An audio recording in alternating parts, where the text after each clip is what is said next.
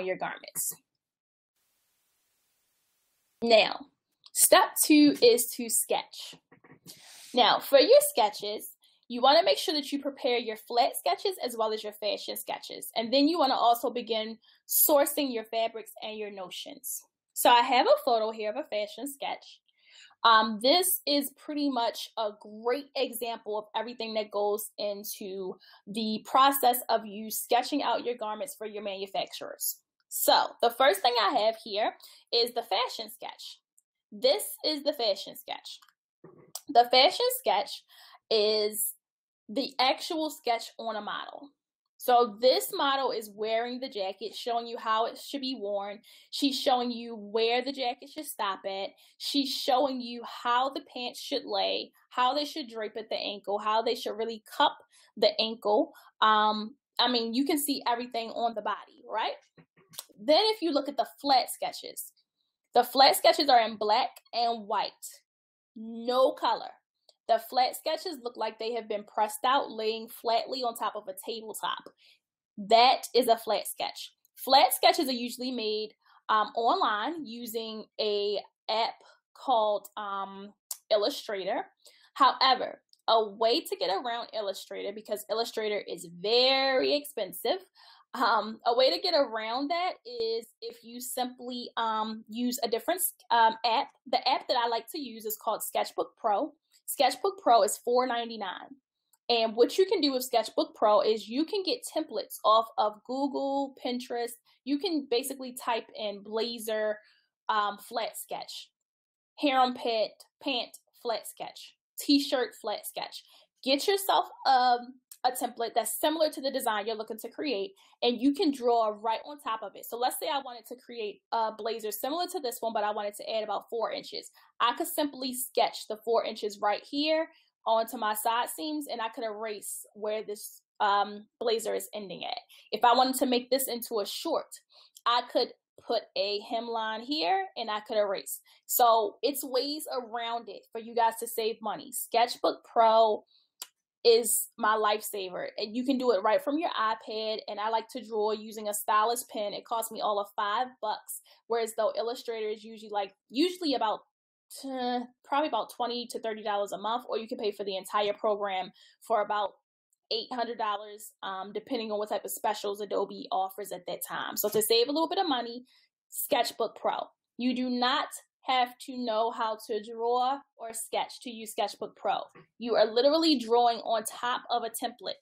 In your guys' workbooks, your manufacturing workbook guide, you should have saw some templates. Those are the exact templates that I sketch right on top of. Those are examples of templates that you guys can Google.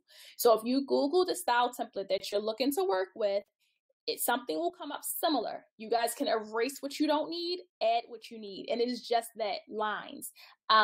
In our Fashion Academy, we actually have a class on how to properly use Sketchbook Pro. So that is something that comes along with fashion design. Don't get overwhelmed. If you feel like you don't know how to properly sketch, it's okay. Like I just said, you don't have to know how to sketch. You can literally type in fashion sketch. You'll get a fashion croquis. That's the actual industry standard way to say that. So you can get a fashion croquis. Once you get your fashion croquis, it should be a blank body. You could draw these clothes right on top. Long as your manufacturer gets the point across, that's what matters. Okay, so I have these different arrows here pointing to show you guys what each thing is. So we know that this is the fashion sketch. Then we also have our flats. We know that this is our flats, right? That's our black and white sketches that are laying flat. Then also we have our style number. Our style number is going to be the number for the actual style that we're creating. That's simple. So we like to refer to our styles as numbers. Instead of saying, hey, manufacturer number 1, did you get me a quote for that blazer? You want to say, hello, manufacturer 1. And I'm just making up a name here, guys. I wanted to reach out to you to see, did you get a quote for me for style number 1, for style number 3, for style number 002. There's an exact industry standard that you're supposed to use for naming your items. And I'll go over that soon for you too. But for numbering your items or naming them. But just make sure that you do have those type of reference points. It's super important to have your flat sketches. It's super important to have your fashion sketch and your fabric. Right here, there's some sample fabric. So this guide is super, super sufficient.